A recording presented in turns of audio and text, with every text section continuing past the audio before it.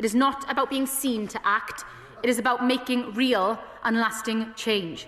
By listening to the families and by taking the time to get this right, that is exactly what we are doing. Because when things go wrong, the truth must come out.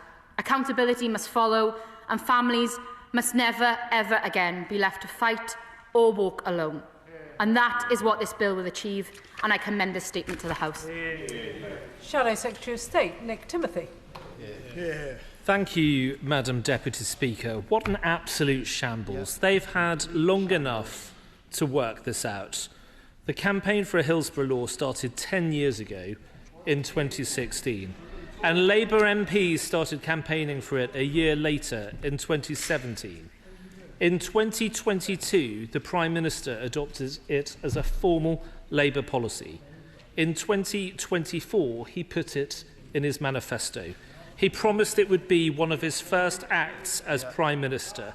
And here we are today, after another set of rushed amendments, with yet another delay, another promise to get it right, and absolutely no idea about what they're going to do, or even when they're going to do it. This problem was not some bolt out of the blue, an unforeseeable surprise. How the bill applies to the intelligence agencies is an obvious question that has been known for years. But it's a question the Prime Minister, the man they used to call Mr. Forensic, never thought to answer. Instead, he did what he always does. He made the campaigners one promise, and he made the intelligence agencies another.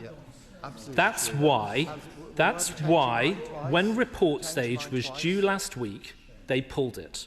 It's why, when it was due again today, late last night, they pulled it again. And it's why just now the Minister was unable to say when the government will bring forward its next attempt to get this right. In the bowels of Whitehall right now, they're trying to draft their way through the problem, trying to find a form of words that will satisfy the campaigners and the spooks. But I have news for the Minister.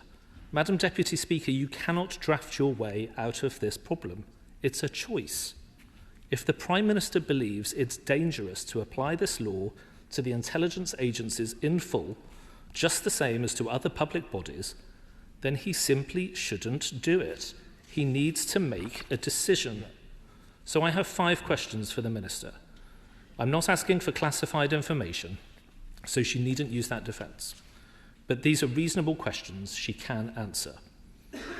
1. By what specific date will the government return to Parliament with a new amendment to address this question? 2. Does the government still believe it's appropriate for the heads of the intelligence agencies to determine what information is provided to an investigation? 3. If the government believes somebody else should decide, who do they think that should be? 4.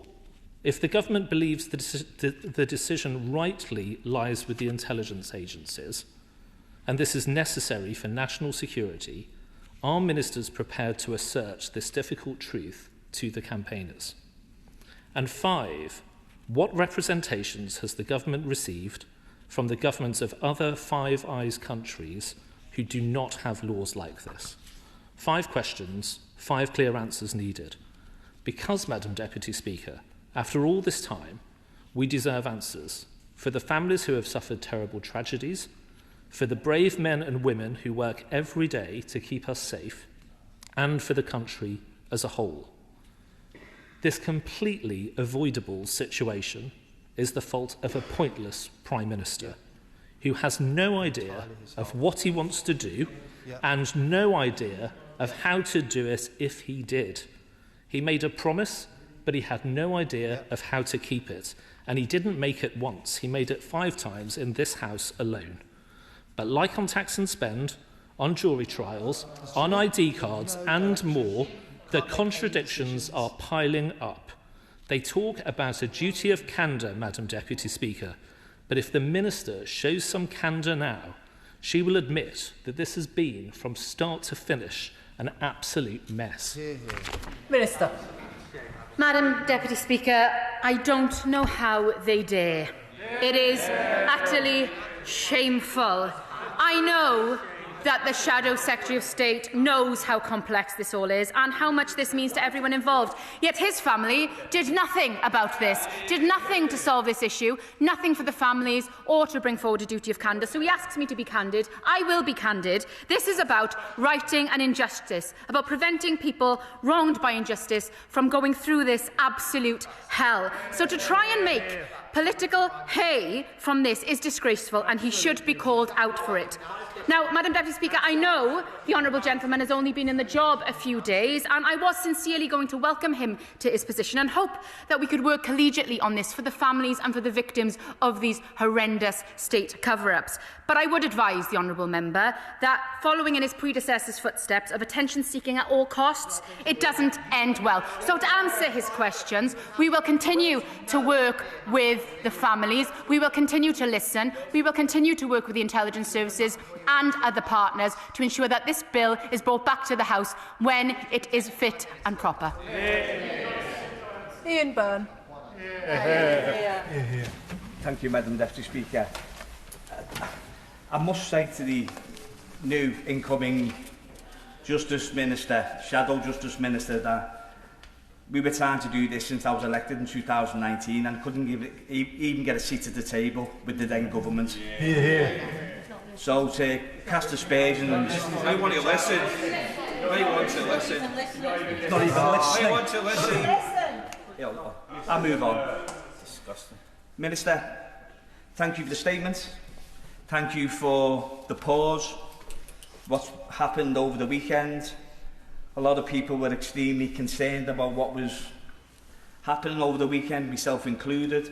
I think the pause is the correct thing to do, the right thing to do, because this isn't just a law, this isn't just a piece of legislation, this is a legacy. For 97 men, women and children that died at Hillsborough, but also those who've been wronged at the hands of the state. So this is hugely important, and it's not party political. This is for the whole House to make sure that it's done right.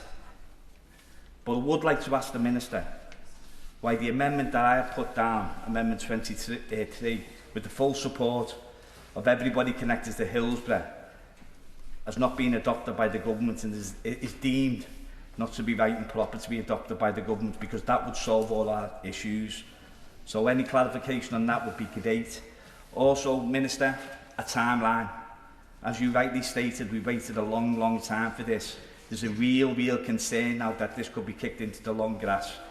I know you don't want that. You know I don't want that. And all the families and all the campaigners. So just like a little bit of clarity on those two questions. Thank you. Minister. Can I thank and pay tribute to my honourable friend for his diligent campaigning on this for his entire life as a parliamentarian, and for his commitment to ensuring that the voices of the families are always heard in this place and outside of this place. I make the commitment to him that this is a government that is listening to the campaigners, and we are committed to doing all we can to work on a way forward here with him, with other parliamentarians, with the Intelligence and Security Committee, to find that way forward on this complex and difficult issue, and I am committed to having a meeting with him to discuss that further. On a timeline, we know that families have waited too long. This is overdue. It is far too overdue, and it is needed more than ever, but it has to be right, and we have to get that balance right.